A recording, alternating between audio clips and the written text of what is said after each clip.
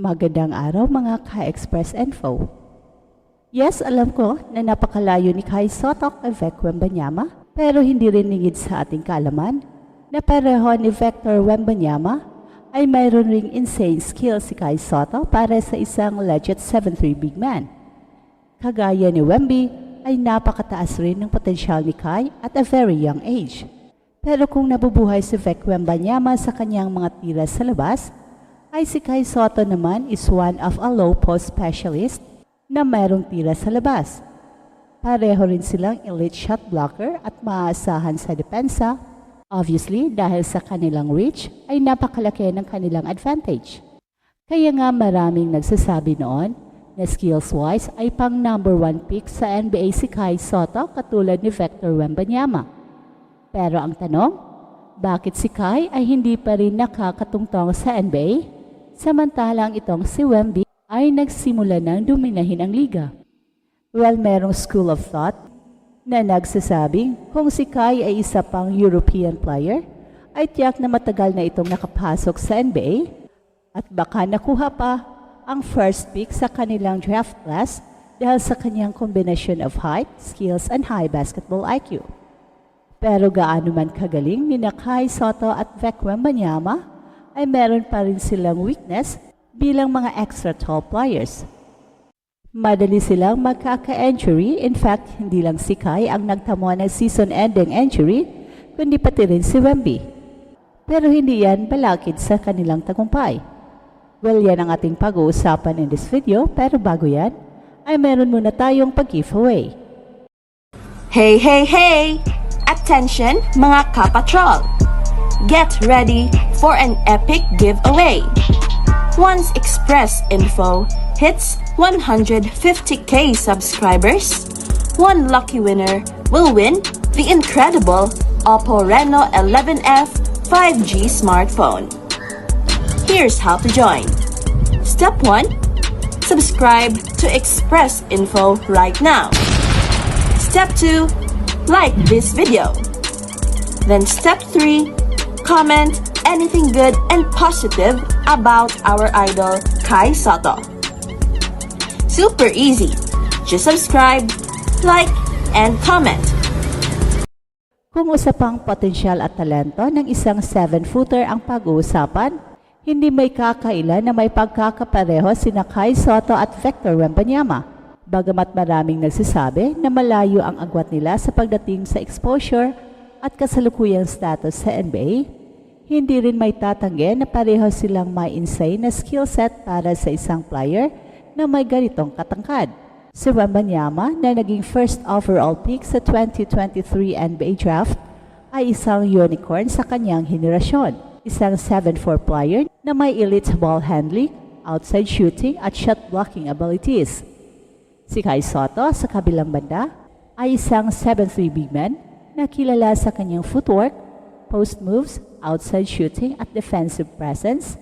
Parehong may kakaibang talento, pero tila magkaibang landas ang tinatahak nila. Isa sa mga dahilan kung bakit kinukumpara si Kai Sotto kay Wemby ay dahil sa kanyang bihirang kombinasyon ng taas at skills. Hindi lang siya basta traditional na center na nakadepende sa rebounding at rim protection. Sa katunayan, si Kai ay may soft touch sa perimeter, magaling sa passing game, at may high basketball IQ, mga katangiang bihira sa isang 7'3" player. Bukod pa dito, nakitaan na rin natin si Kai ng ilang guard-like moves sa kanyang laro.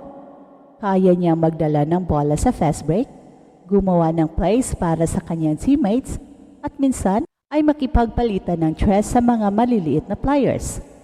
Ang ganitong versatility ang dahilan kung bakit maraming eksperto ang nagsasabing may NBA potential si Kai.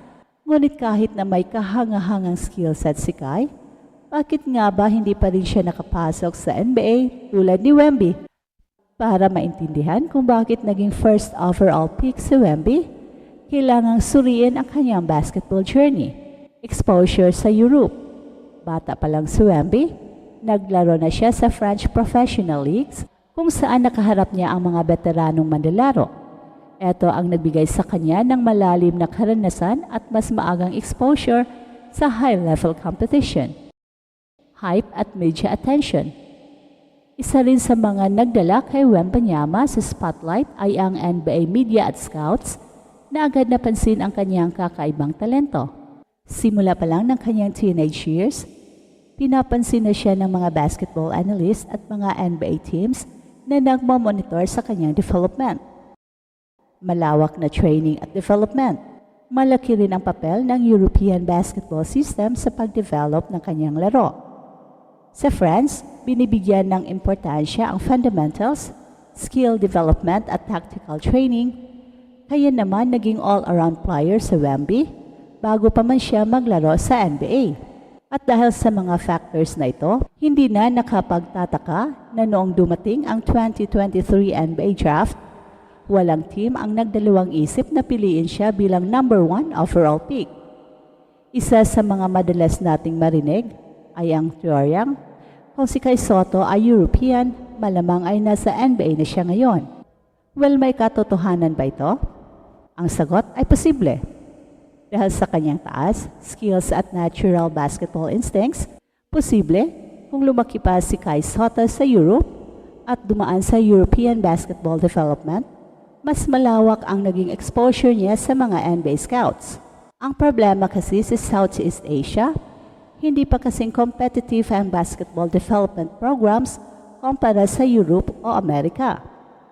Bagamat naglaro si Kai sa Australia, NBL, at Japan B-League, kulang pa rin ang level ng competition kumpara sa mga professional league sa Europe. Kung si Kai ay naglaro sa Liga ACB ng Spain o sa EuroLeague, mas maraming NBA scouts ang makakakita sa kanya at maaring mas madali siyang makapasok sa NBA. Bagamat parehong may elite talent sina Kai Sotto at Vek Wembanyama, hindi rin may kakailan na pareho silang may kahinaan, lalo na pagdating sa kanilang physical durability. Injury prone. Dahil sa kanilang taas at payat na frame, madaling kapitan ng injury ang mga super tall players tulad ni Wemby at Kai. Sa katunayan, pareho silang nakaranas ng injuries na naging dahilan ng kanilang pagkakawala sa ilang laro. Si Wemby mismo ay na-injure nung kanyang rookie season sa NBA, habang si Kai naman ay kasalukuyang nagpapagaling mula sa ACL injury.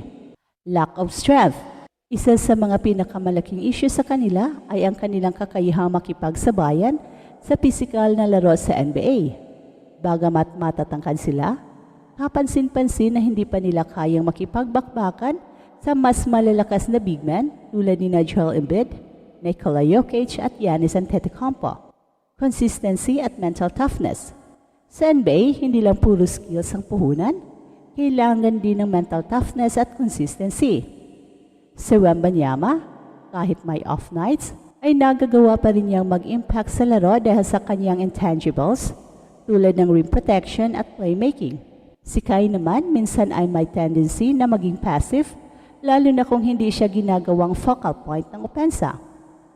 Kung nais ni Kai na masundan ang yapak ni Vek Wembanyama, maraming bagay siyang kailangan pagtutuunan ng pansin.